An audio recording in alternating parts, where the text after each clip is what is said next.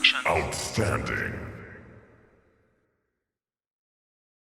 Hello and welcome again to another video. It's your boy Rado, and in this video I'm going to show you how you can get a little bit of a round of vocal just using one technique from a particular video from a particular plugin. Now for this plugin, it can be any plugin whatsoever, but I tend to like this plugin and the way how it does it. Now for this, it is a Pultec style EQ, and as you can see the settings on it. Now while mixing these vocals, I realized it was a little bit too bright in my Bear Dynamic DT770, and I didn't like the way how it sounded on it. So what I did, I put the attenuation selector at 5K and kind of reduced the high end of the vocals. So I'm going to play with it and without it so you can hear the difference that this makes. So with it, let me show you what we can do. Why not nobody and breathe for you?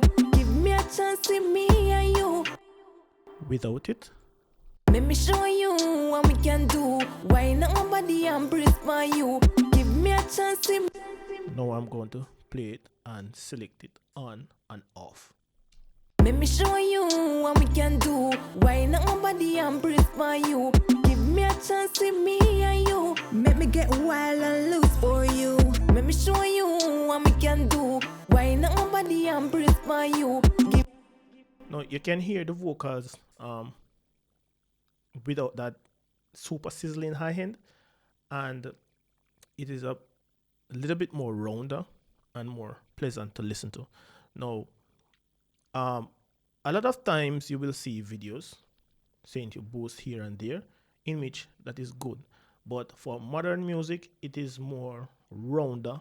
The top end is a little bit more softer on most records now, and you can really hear the changes in how engineers are mixing now. So if this technique was helpful to you somewhat, or it is an eye-opener, please do leave some comments below, smash that like button, and don't forget to subscribe if you haven't already.